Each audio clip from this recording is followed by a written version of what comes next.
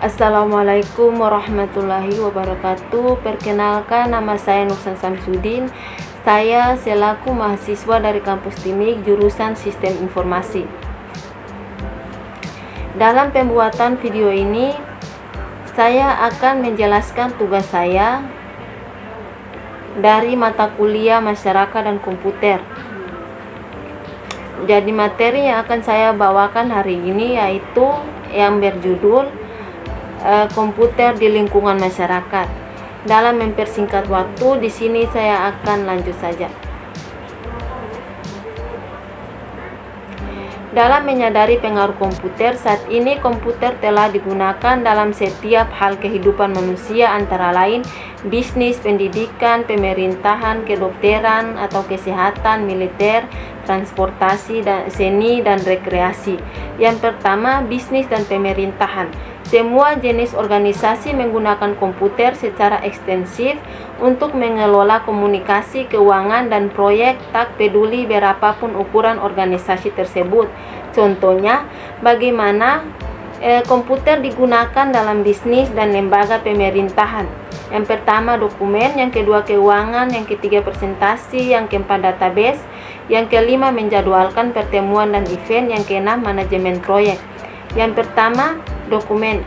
Bisnis dan pemerintahan menggunakan komputer untuk membuat dokumen-dokumen seperti kontrak, brosur, surat, laporan tahunan, manual prosedur, peraturan, dan kebijakan sebagai berikut. Yang kedua, dokumen. Disimpan, dipanggil kembali, diedit, disimpan, dan didistribusikan oleh komputer dengan menggunakan program yang secara umum disebut pengolah kata. Surat yang dulunya ditulis dan kertas, kemudian dikirimkan via pos, sekarang ditulis pada komputer dan didistribusikan dengan surat elektronik yang disebut email. Kedua, keuangan. Komputer sangat cocok digunakan saat kita bekerja atau dengan angka-angka. Komputer dapat dengan cepat dan akurat menghitung angka-angka maupun menghitung kembali ratusan rumus yang digunakan. Ketiga, program yang dirancang untuk jenis pekerjaan ini disebut spreadsheet. Kemudian komputer ini memungkinkan organisasi membuat keputusan yang cepat, tepat, dan pintar. Yang ketiga, presentasi. Presentasi yang dilakukan ketika seseorang ingin menyampaikan sebuah gagasan, pemikiran kepada orang lain. Yang keempat, presentasi yang efektif dapat digunakan atau diaktifkan dengan menggunakan komputer, di mana dapat digunakan untuk mengatur gambar dan teks, kemudian memproyeksikannya pada sebuah layar. Presentasi dengan menggunakan komputer dapat disusun, diedit, disalin, dan didistribusikan dengan lebih cepat dibanding dengan menggunakan transparansi. Yang keempat, database. Kebanyakan bisnis dan pemerintahan mempunyai banyak data tentang segala hal yang berkaitan dengan bisnis maupun pemerintahan. Data tersebut disusun dalam tabel, ada kolom dan baris. Tabel yang berisi informasi ini disebut database. Database yang mempunyai beberapa tabel yang saling berhubungan disebut database relasional. Misalnya, setiap kali Anda melakukan sebuah pembelian dengan kartu kredit, melakukan panggilan telepon sebagai berikut, maka informasi itu disimpan dalam database. Yang kelima, menjadwalkan pertemuan dan event.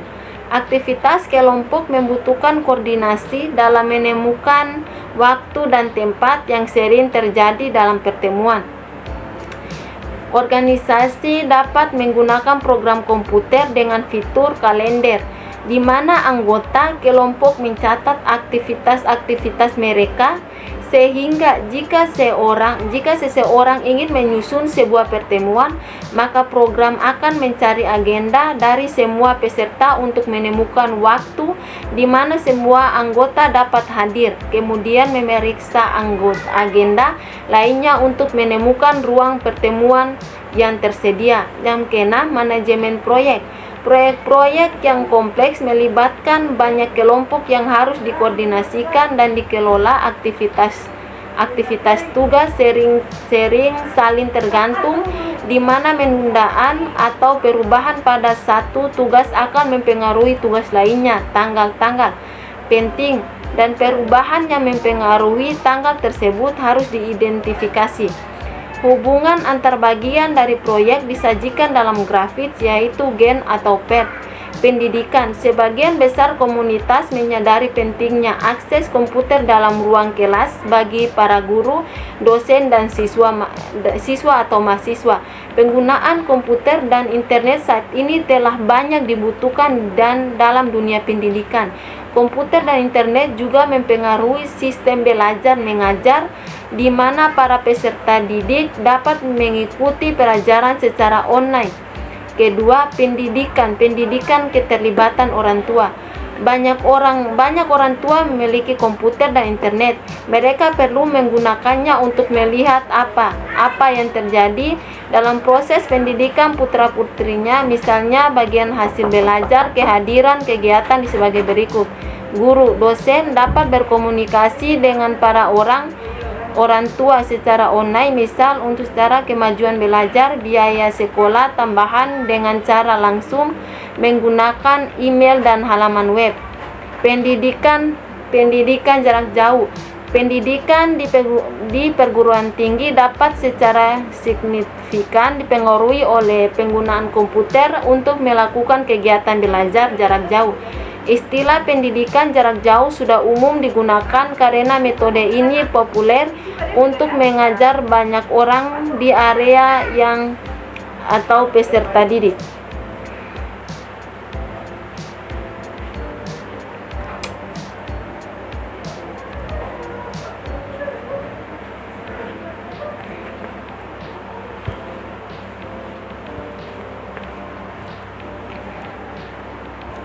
Banyak orang di area yang tersebar atau peserta didik yang punya jadwal kerja dan perjalanan yang tidak teratur.